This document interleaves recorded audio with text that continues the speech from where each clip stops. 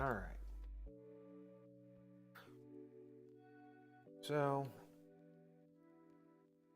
yeah, like I said in the description, just kind of want to learn some more about things I'm interested in. We're going to start off with, by the way, I realize Wikipedia isn't the greatest source for information, but who cares? This isn't life altering stuff.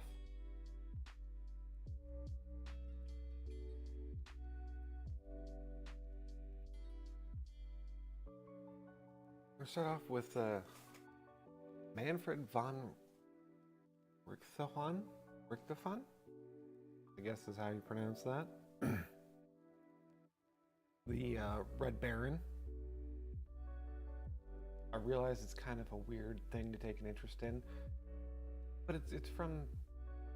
I got interested in him because when I was a little boy, I read Peanuts, and Snoopy was always fighting the Red Baron. And besides, if you're gonna get weirdly obsessed with a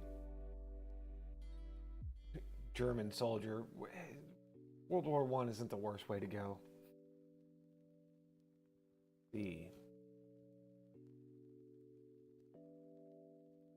Born 1892, died in 1918. Nope, too stupid to do that math.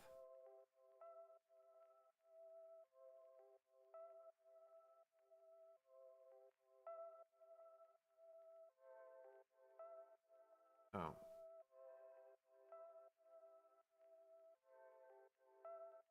'26? Died at 26.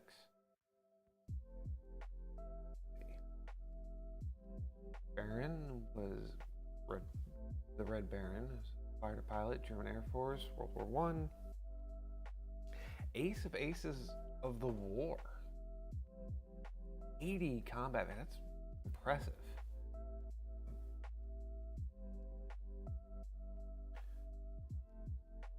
Originally a cavalryman. 1915. Air found in 1960. And later.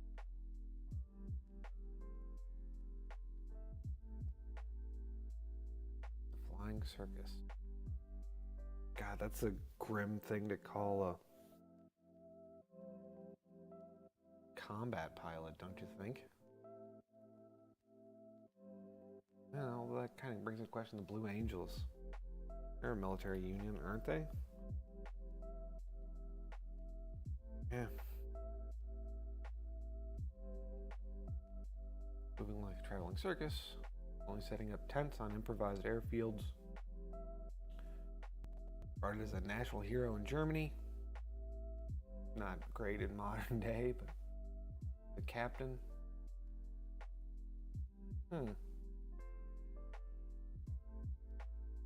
Now I wonder if Wikipedia is like adjusting the military ranks, because captain means different things in different militaries. I was in the Navy. Captain was a very high. It was a 06, very high rank. But in the Army, it's 03, I think, 02. I wonder. He was shot down and killed near Val-sur-Somme.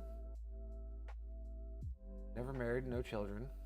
There's considerable source about the debate regarding aspects of his career, especially the circumstances of his death.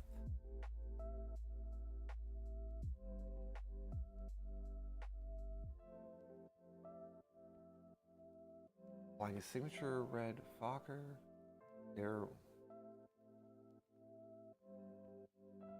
Director? A triplane. I didn't know that.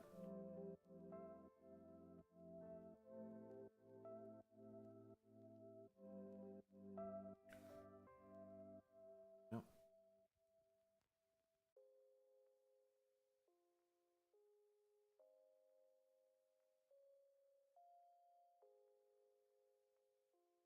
So this is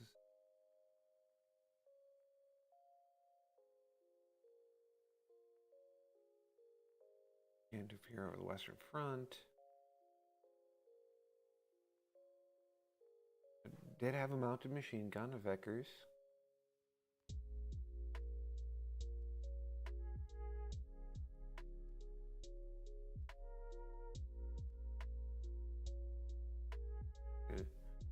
Reinhold Plot. Build a triplane.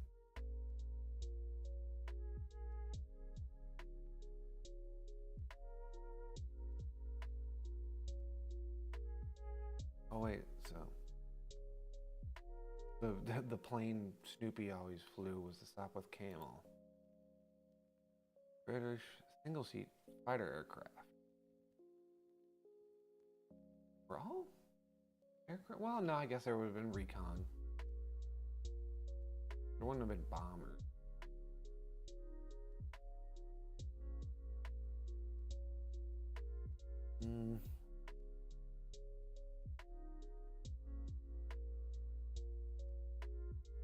Just a fuselage and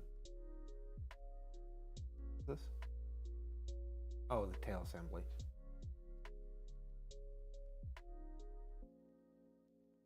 Forward wings.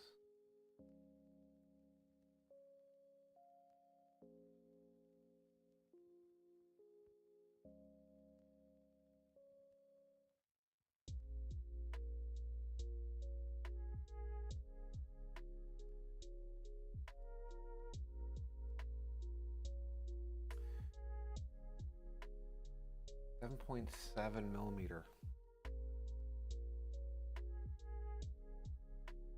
Oh, here's the Sopwith Camel. Introduce Western Front. Successor to the up. Single rotary engine and armed with twin synchronized Vickers.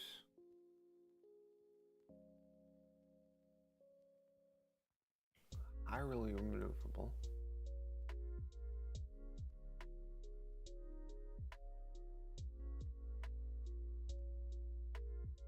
Oh, it's kind of a good. Its pilots joke that their fates would involve a wooden cross, the Red Cross, or a Victoria Cross. Nice bit of military humor there.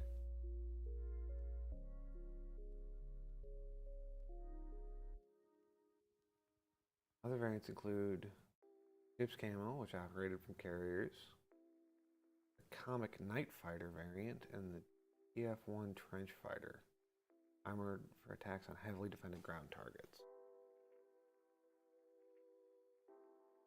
1920.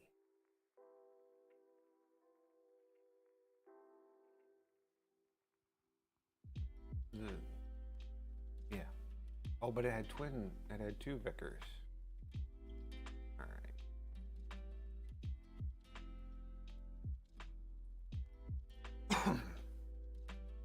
So the Fokker here was a response to the Sopwith. Okay. Type test Fokker produced revised prototype. Were in balance. Longer wingspans.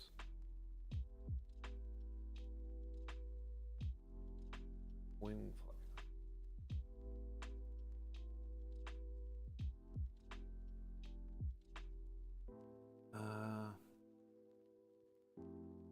Richtofan.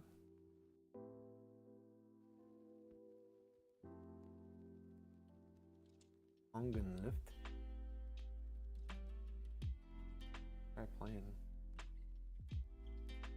Okay, so the Red Baron flew one of the prototypes, did very well, and then recommended it for full production, or for equipment, I guess.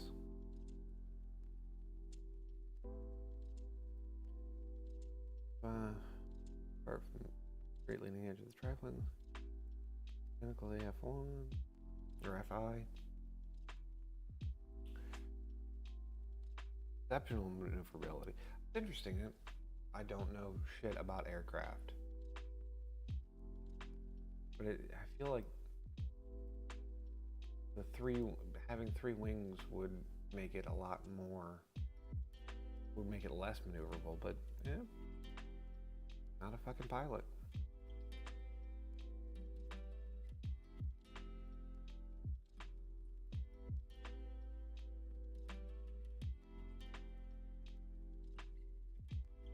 Oh, that's kind of funny. Upturns, especially to the right, were facilitated by the triplane's marked directional instability. Wonder what enemy diving with safety.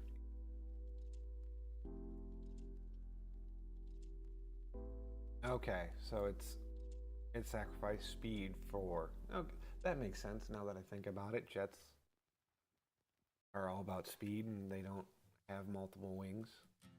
So it makes sense that, yeah, okay, the triplane or the triplane has more maneuverability at the sacrifice of speed.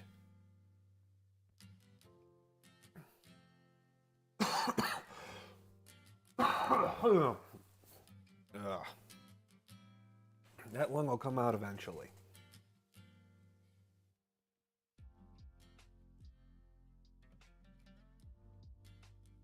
Number 2, I clone the rudder engine. Wing failures.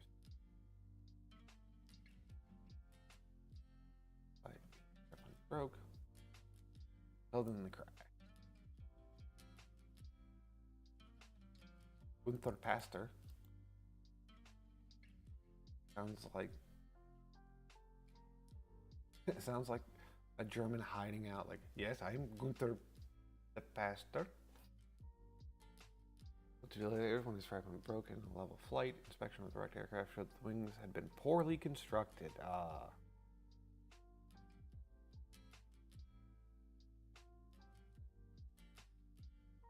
They grounded all the planes.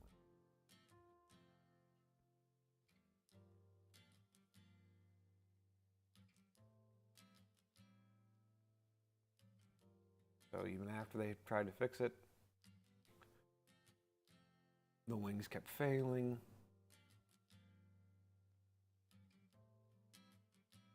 Suffering a failure of the upper wing, leading edge, and ribs. Well, I guess that's something you would have to worry about with a triplane. If the upper wing broke, it could fall down and break the other ones. I mean, if you're in a 2-wing plane, it's kind of the same thing. Use that's best for extensions. Bi-rotary.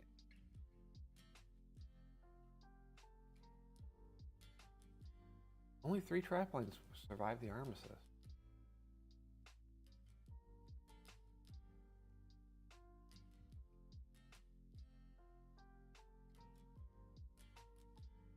One crashed in the 30s.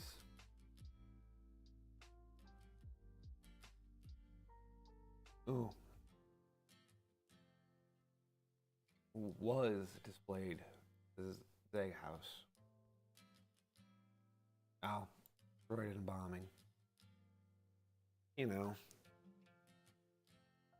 God, it's weird. I feel bummed that it was destroyed, but at the same time, not like the pilot, like it was well known, it was a good thing.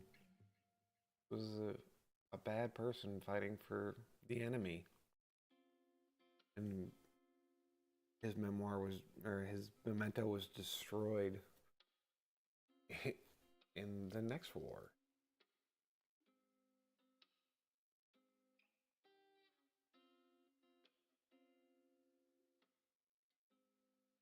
But there are still a few mean ones, okay.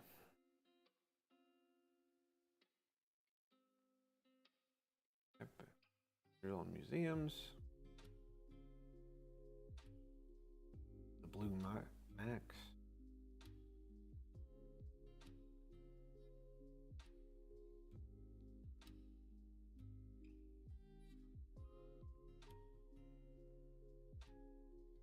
Okay, it did have.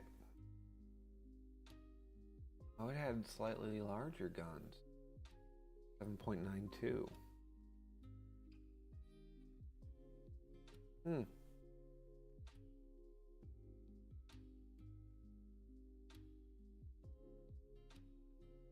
Back to Manfred here.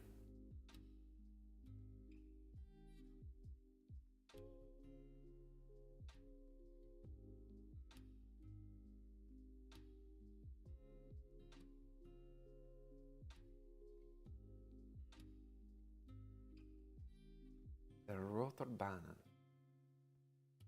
Inside and outside.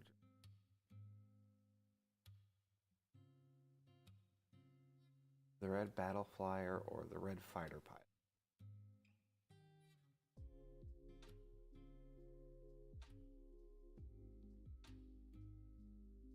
Oh, he did write an autobiography. I thought I had heard that.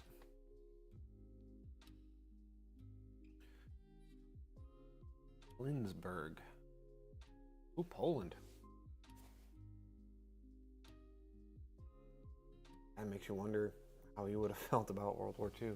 Well, he served Germany, so he might have been completely down.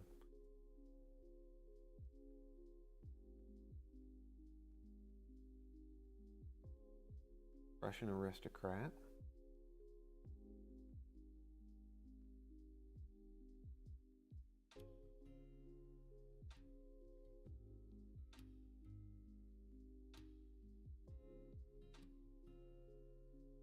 Horses and hunting, he was also fond of. Interesting, if you read about these old war guys, I've been watching a lot of Fat Electrician.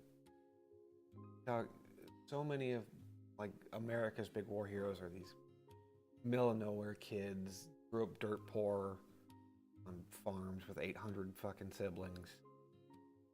And you read about these European ones, they're like all nobility and they're well off. And that's not to boost, like, obviously America does a really good job at winning wars. But like, it's interesting how the difference is interesting to me.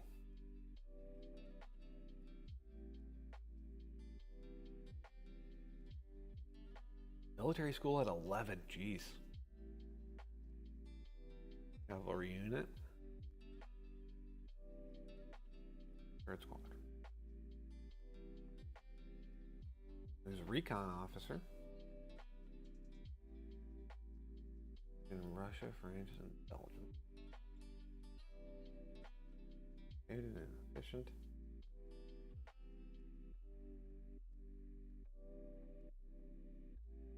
Telephone operators. Huh.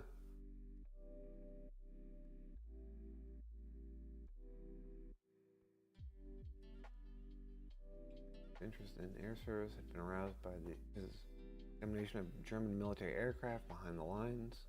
He applied for a transfer to Die Fliegertruppen. Yes, those the Imperial German Army Air Service. Oh, that. Why isn't this linked? Oh, there it is. Because I know the U.S., I'm pretty sure our Air Force started off as the Army Air Force. He was widely reported not going to war in order to collect cheese and eggs, but for another purpose. His request was granted. The end of May 1915, training as an aerial observer. Recon missions, Eastern Front. Now look at that. 69. It was transferred to the flying unit in Ostend, a coastal city in Belgium. There he flew with a friend and fellow pilot, George Zoomer, or Gorg. He'd later teach him to fly solo.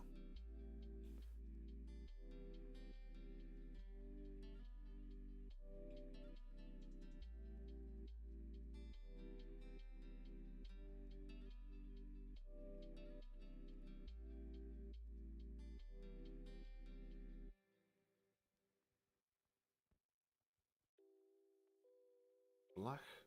Let him enter training as a pilot. Well, hold on. Let's see, up here it's talking about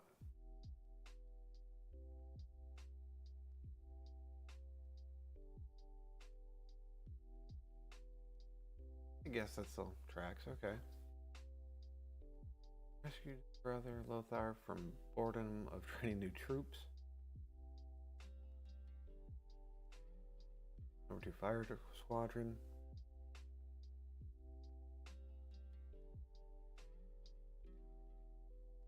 Wow, crashed his first flight. That's not... Yeah. Despite his poor start, he rapidly became attuned to his aircraft. He was overdone on the 26th of April, European formatting. On 26th of April, oh wait, no. Africa.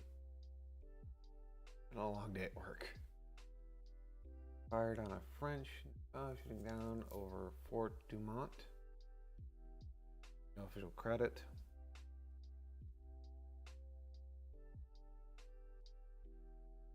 Mother and vowed never get to fly in such conditions unless ordered to do so. Lieutenant Oswald Bluch again in August 1916. And after another spell flying two-seaters on the Eastern Front, Bluch was visiting the East in search of candidates for his newly formed Jasta II. Selected Richthofen to join his unit, one of the first German fighter squadron. Bluch was killed during a mid-air collision with a friendly aircraft. Richthofen witnessed the event. Richthofen scored his first confirmed victory when he engaged Second Lieutenant Lionel Morris and observer Tom Reeves in the skies over Bari, France. November 17th, 1916. His autobiography states, I honored the fallen enemy by placing a stone on his beautiful grave. Contacted a jeweler in Berlin and ordered a silver cup engraved with the date, the type of enemy aircraft.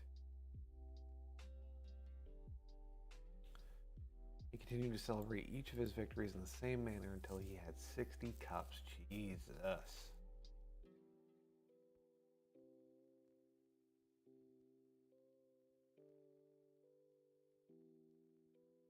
But he still ordered more. His brother Lothar used risky and aggressive passes. Manfred observed acts known as Dicta Blocka to assure success for both the squadron and pilot. He was not a spectacular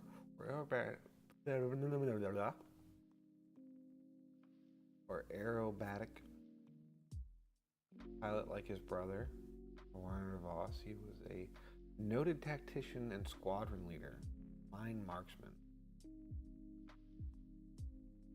Typically, he would dive from above and attack with the advantage of the sun behind him.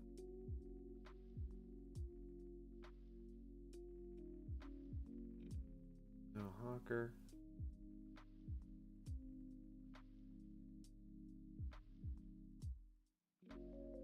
Described by Richthofen as the British Bluch. Richthofen was flying an Albatross D2. Hawker was flying the older DH2. So on dogfight, Hawker was shot in the back of the head as he attempted to escape back to his own lines. After this comment, Richthofen was convinced that he needed a fighter aircraft with more agility, even with a loss of speed, which the Albatross D3 in January 1917, scoring 2 victories before suffering an in-flight crack in the spar of the aircraft's lower wing 24th of June. Reverted to the Albatross II or the Haldsbrad D2 for the next 5 weeks.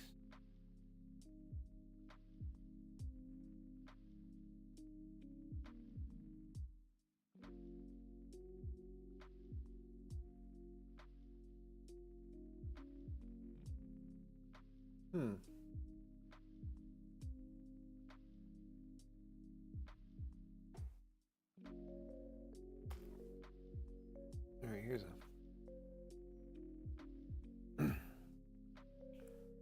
Richtofen took the flamboyant step of having his albatross painted red when he became squadron commander. The autobiography states, for whatever reason, one fine day I came upon the idea of having my crate painted glaring red. The result was that absolutely everyone could not help but notice my red bird. In fact, my opponents also seemed to be not entirely unaware of it.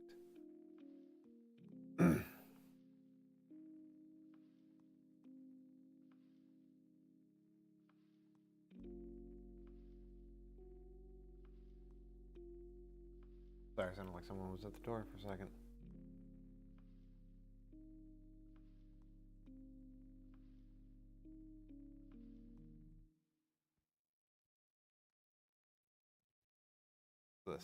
Richtofen was a brilliant tactician, building on Bloch's tactics. Unlike Bloch, however, he led by example, a force of will rather than by inspiring. He was often described as distant, unemotional, and rather humorless. Some colleagues contended otherwise. Cordial to officers and enlisted men alike, he urged his pilots to remain on good terms with the mechanics who maintained their aircraft. Smart man. Now, his pilots the basic rule he wanted them to fight by.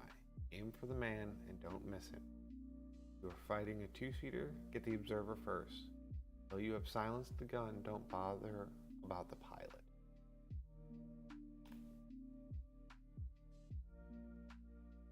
That's such a different type of war, isn't it?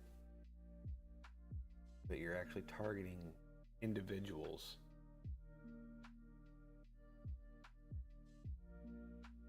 Wild. Yeah, like the Richtofen was now performing duties as a lieutenant colonel or a wing commander in modern Royal Air Force terms. But was never promoted past the relatively junior rank of Rittmeister, equivalent to captain in the British Army.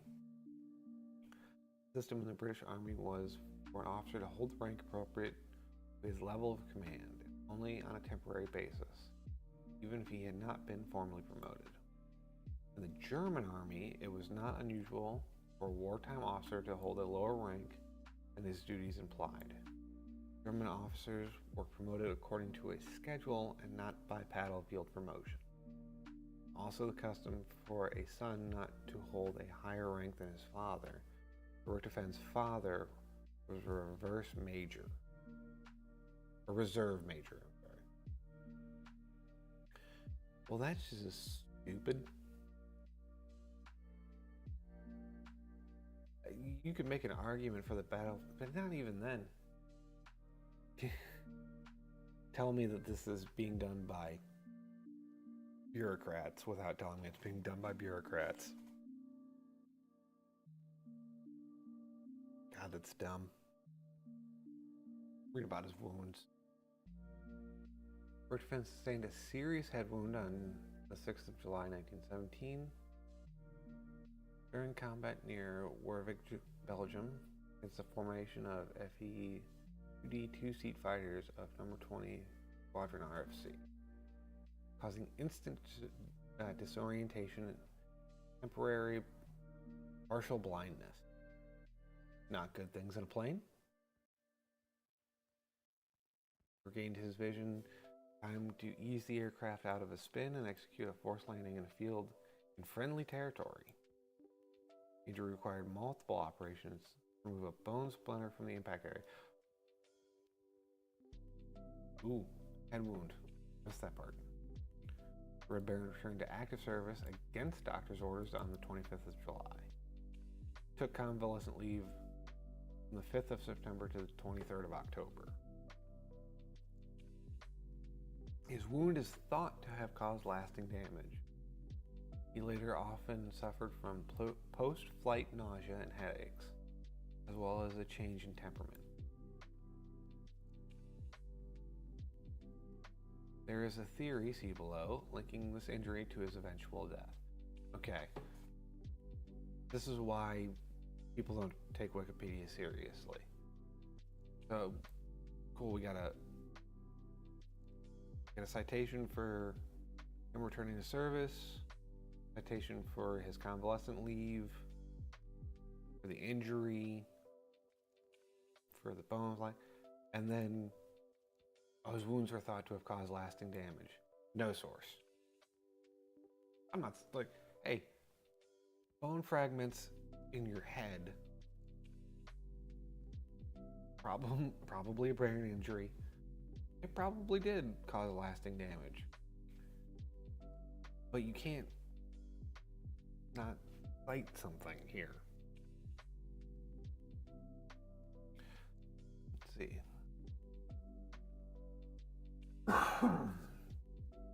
During his convalescent leave, that frog was coming back up. Rutfan completed his autobiography sketch, Der Rote Kappenfinger, Red Battlefly. I wonder if that's available. Well, I mean, not the original publishing. Written on the instructions of the Press and Intelligence section of the Air Force. There's evidence of having been heavily censored and edited. There are, however, passages that are most unlikely to have been inserted by an official editor. Richtofen wrote, "My father discriminates between a sportsman and a butcher. The latter shoots for fun.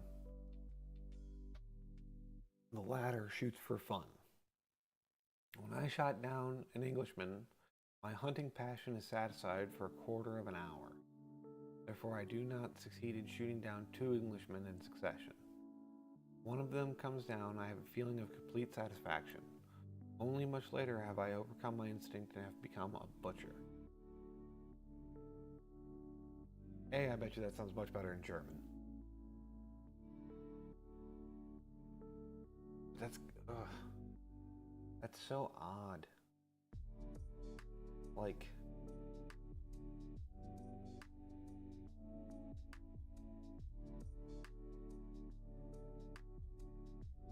he's justifying. Maybe I'm reading that wrong, but it feels like he's kind of justifying killing, which is like yes, he's a German in World War I. We don't like the Germans for either of the world wars. But he was a soldier in a military in a war.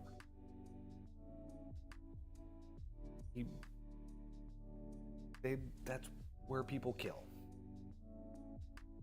But for some reason, this justification kind of gross.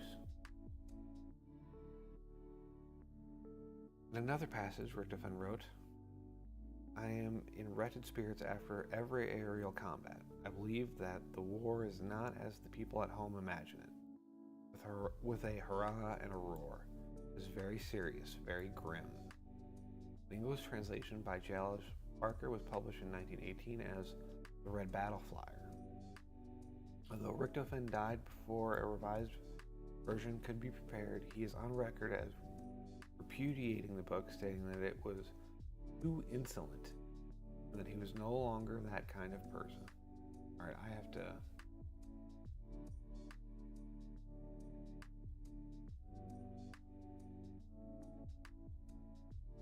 just gotta look up and see.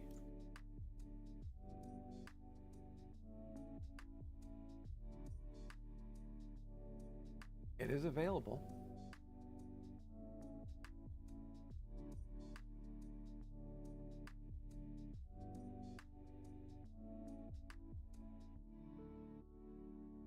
I might grab one of those. I don't know.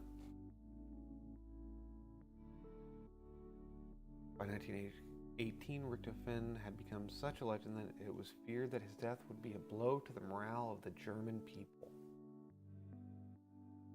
Very common for famous people in the military to be held back for exactly this reason. He refused to accept a ground job after his wound, stating that every poor fellow in the trenches must do his duty. that he would therefore continue to fly in combat. Certainly he had become part of a cult of officially encouraged hero worship. German propaganda circulated various false rumors, including that the British had raised squadrons specially to hunt Richtofen and had offered large rewards and automatic Victoria Crosses to any Entente, I guarantee I mispronounced that, pilot who shot him down. Passages from his correspondence indicate he may have at least half believed some of these stories were true himself.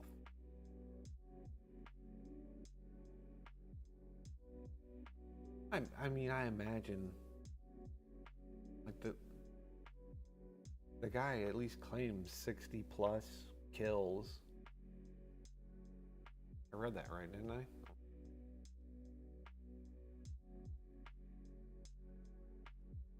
Where was the part about the cups? Yeah. Yeah, until he had 60 cups.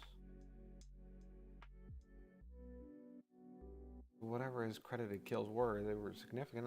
I imagine shooting him down would have won you a Victoria Cross. Okay, maybe they didn't form special groups just to hunt him down, but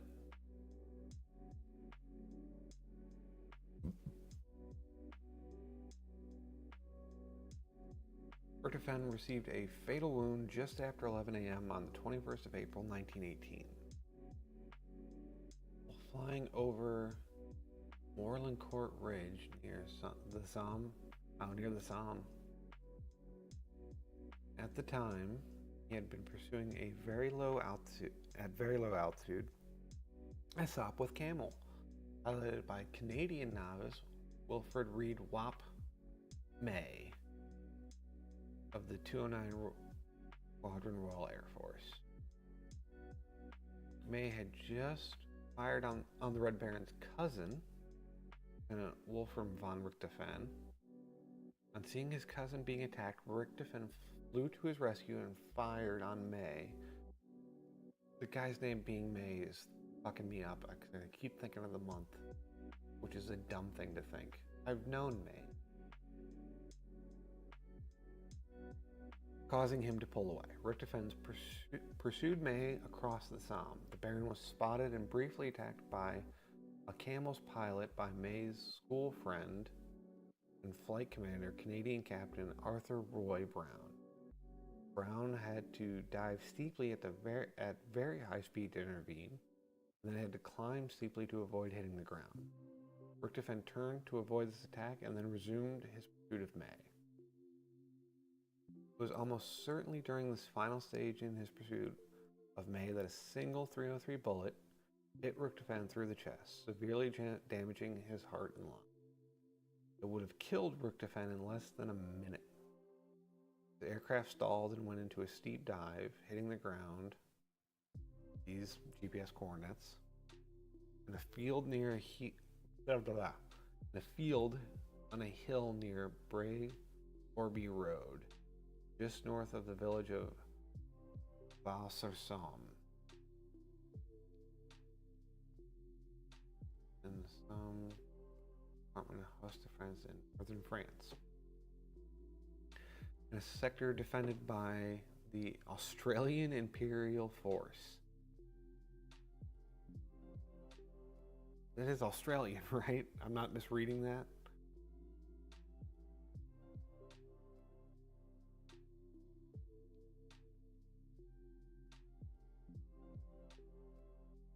Wow.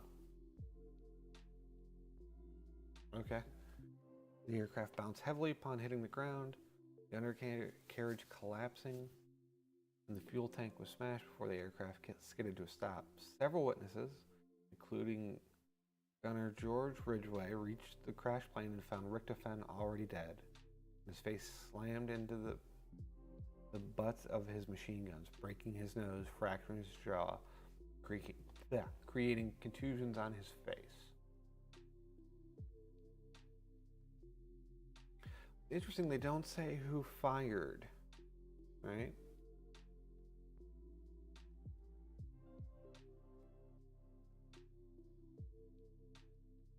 So no one got, well, Let's see, maybe it says Number 3 Squadron Australian Flying Corps was the nearest anti-air unit, assumed responsibility for the Baron's remains. Fokker D1 was soon taken apart by souvenir hunters.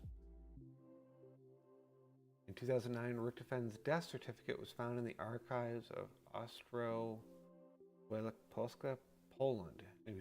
He had been briefly stationed in Ostro before going to war, as it was part of Germany until the end of World War I. The document is one-page, handwritten form in a 1918 registry book of death. It misspells Richtofen's name Richtovan and simply states that he had died 21st of April 1918 from wounds sustained in combat. Oh, here it is. Debate over who fired the shot that killed Richtofen.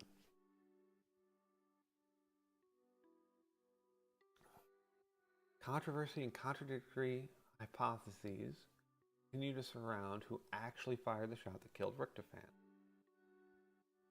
The RAF credited Brown with shooting down the Red Baron, but it is now generally agreed by historians, doctors, and ballistic experts that Richtofen was actually killed by an anti-aircraft machine gunner firing from the ground. A post-mortem examination of the body showed the bullet that killed Richtofen penetrated the right underarm and then exited next to the left nipple. A pretty shallow angle. Brown's attack was more probably from behind and above Richtofen's left. Even more conclusively, Richtofen could not have continued his pursuit of May for as long as he did, up to 2 minutes, had his wound come from Brown. Yeah, I don't know why Brown was given credit. Brown himself never spoke much about what happened that day, claiming, "There's no point in me commenting, as the evidence is already out there."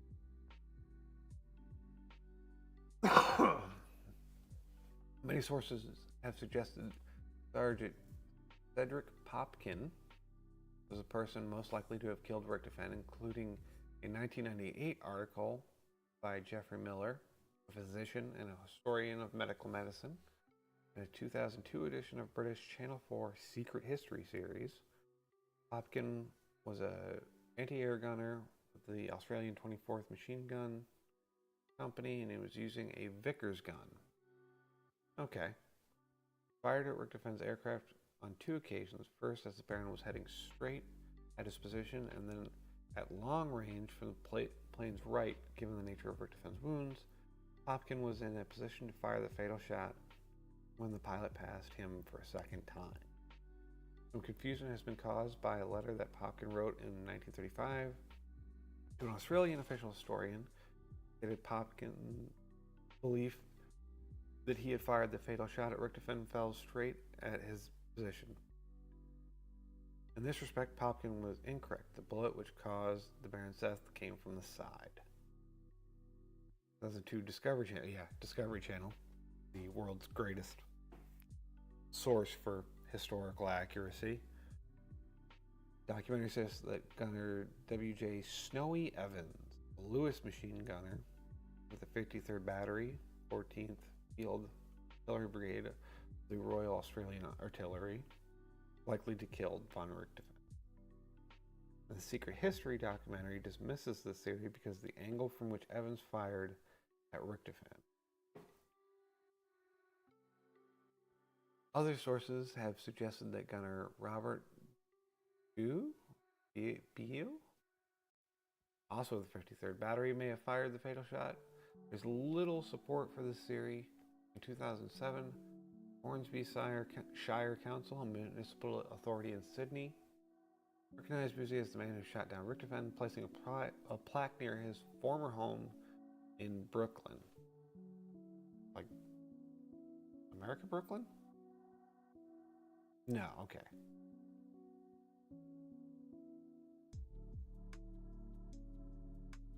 Died in 1964 and has never been officially recognized in any other way. Well, how are you going to cite that he hasn't been cited? So I definitely don't think it was brown.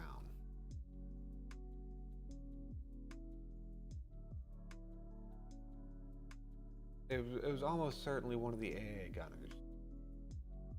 Unfortunately, at the time, we wouldn't have the ballistics data needed, and I don't know enough about the different guns used here to know if it would be easy to tell if it was a Vickers or a Lewis gun.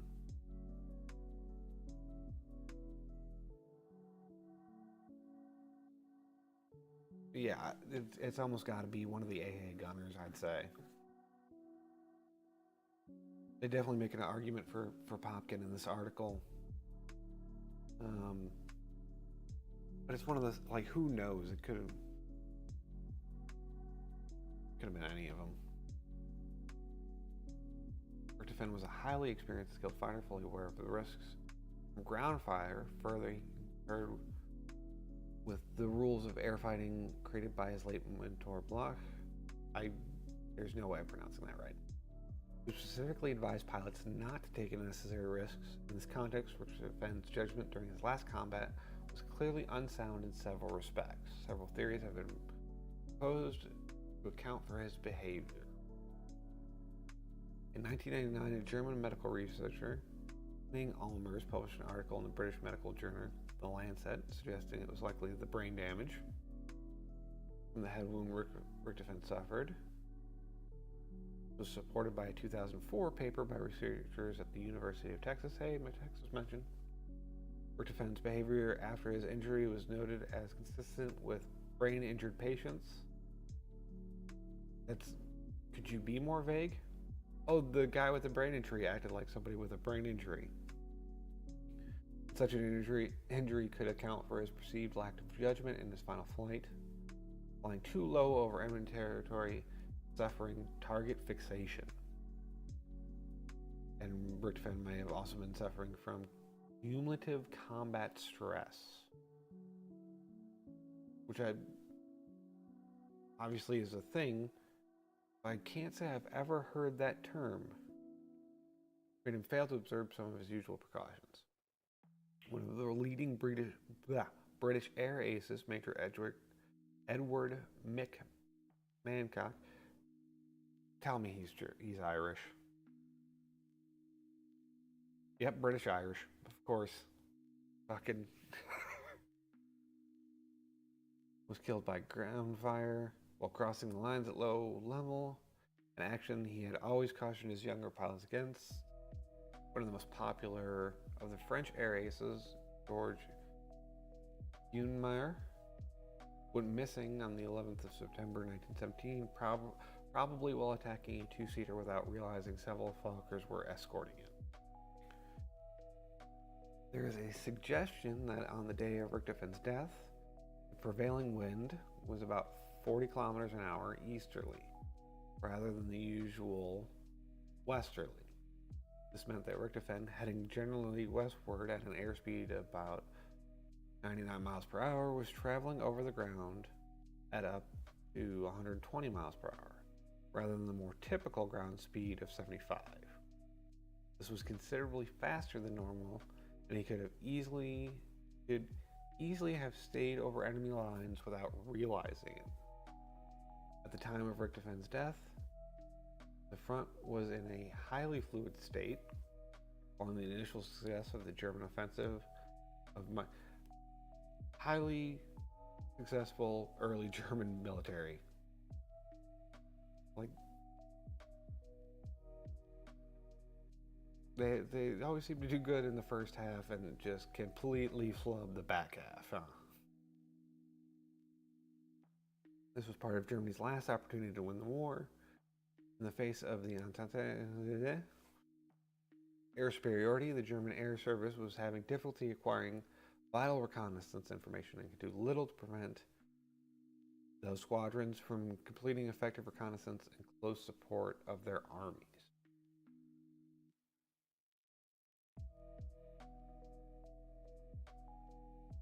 The speed and the target fixation thing make the most sense for me. When is his death? April 1918.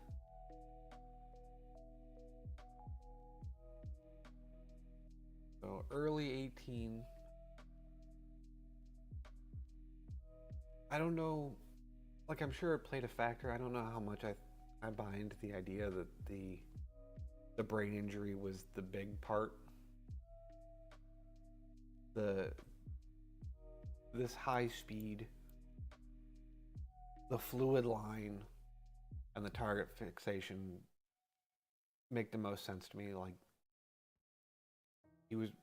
he got locked in on this guy who tried to kill his cousin and was going way faster than he probably thought he was. Didn't realize he was behind enemy lines. And who knows, maybe he was trying to get clear of the anti-air guns so he could then pull up and then retreat back to friendly lines.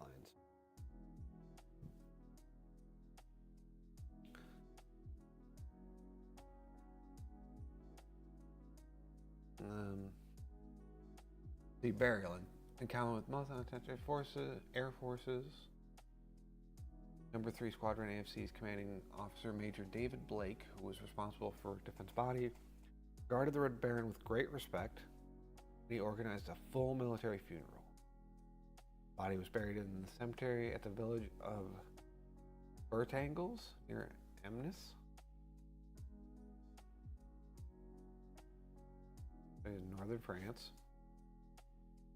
On the 22nd April 1918, 6 of Number 3 Squadron's officers served as pallbearers, and a guard of honor from the squadron's other ranks fired a salute. The Tante Squadron stationed nearby presented memorial wreaths, one of which was inscribed with the words, "To our gallant and worthy foe." I love reading about respect for the enemy. It's alright, old man tangent. It's something that we lose a lot in today's world.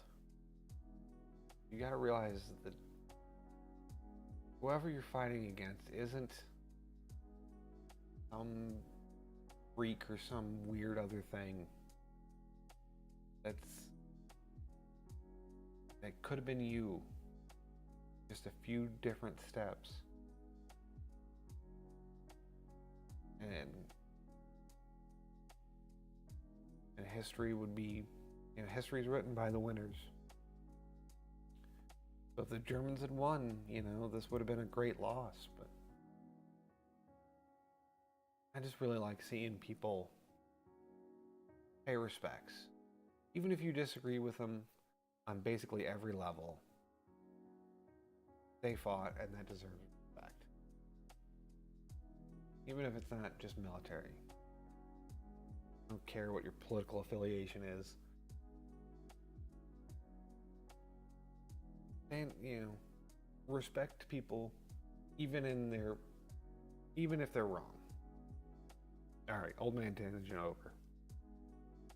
In the early 1920s, French authorities created a military cemetery at Fricourt, in which a large number of German war dead, including Richtofen, were reinterred.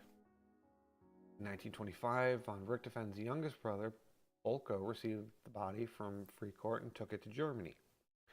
The family's intention was for it to be buried in Friedrichshain Cemetery next to the graves of his father and his brother Lothar von Richthofen, who had been killed in a post-war air crash in 1922. The German government requested that the body should be interred at the Invalidenhof Cemetery in Berlin, where many German military heroes and past leaders were buried. The family agreed. Richtofen, that sounds good. Richtofen clearly cared a lot about his service. Seemed kind of iffy on his family. So to place him in a well-respected cemetery, I don't like seeing that word. Later, the Third Reich held a further grandiose memorial at the site of the grave, erecting a massive new tombstone engraved with a single word, Richtefen. During the Cold War, the Waldenhof was on the boundary of the Soviet zone in Berlin. The tombstone became damaged by bullets fired by attempted escapees from East Germany. In 1975, the body was moved to a Richtefen family grave plot at Suderhof in Wiesbaden.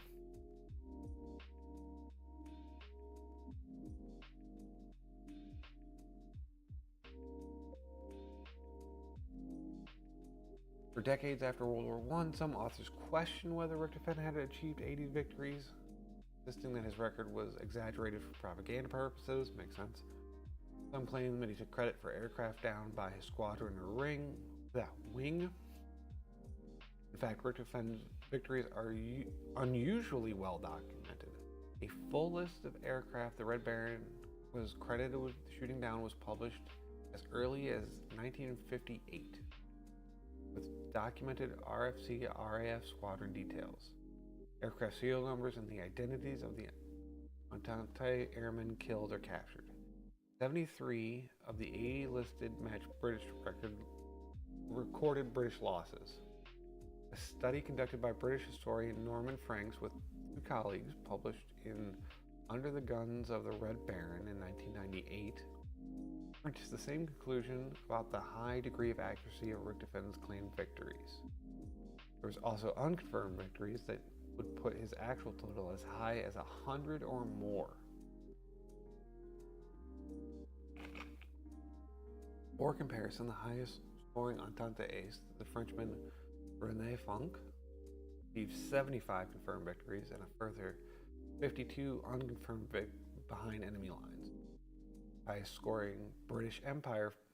Why is that cited as a British Empire? Guess it was the Empire at this point. Whatever. British Empire filed were Canadian Billy Bishop, who was officially credited with 72. British Mick Mancock with 61, and Canadian Raymond Olishaw with 60. British James McCudden with 57 confirmed victories. Man, that really puts in perspective how fucking talented this dude was. Or lucky. Richtefen's early victories and establishment of his reputation coincided with a period of German air superiority. He achieved many of his successes later on against numerically superior enemy who flew fighter aircraft that were, on the whole, better than his own. Yeah, but at that point, he had experience. I'm kind of curious about that. Order Sacred Tributes, Knight's Cross, and Bravery Medal, Wound Badge, 3rd class, Iron Cross, 1st class, 2nd class. Yeah, he got a lot. Austro-Hungarian Empire, Order of the Iron Crown, the Ottoman Empire, the Iron Crescent.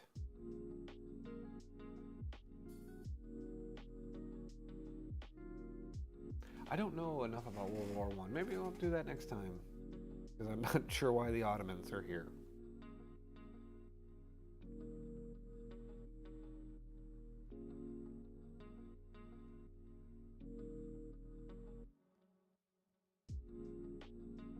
Captain Roy Brown donated the seat of the Fokker triplane in which the German flying ace made his final flight to the Royal Canadian Military Institute in 1920. Apart from the triplane seat, the RCMI in Toronto also holds a side panel signed by the pilots of Brown's squadron. The engine of Richtefel's D1 was donated to the Imperial War Museum in London, where it is still on display. That's fucking cool. It's almost a reason to go to the UK. Almost. The museum also holds the Baron's machine guns, the control column, and his woolen flying boots can be seen in the Australian War Memorial in Canberra. So the Australians clearly shot him down, and the only thing they get is the boots. Don't get me wrong, they're cool, it's the boots, but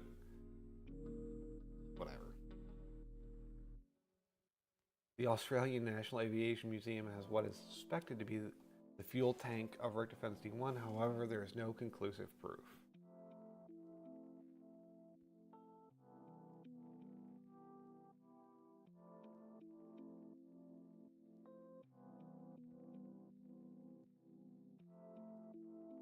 And this is just the list of all his victories.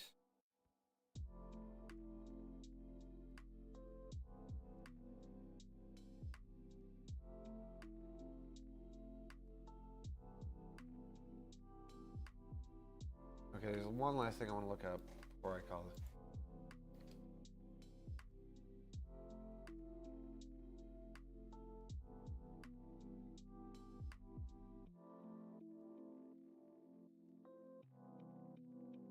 The 1950s. So 30. Fuck, this was after World War II. Why the hell was Charles Schultz writing about a German World War I pilot?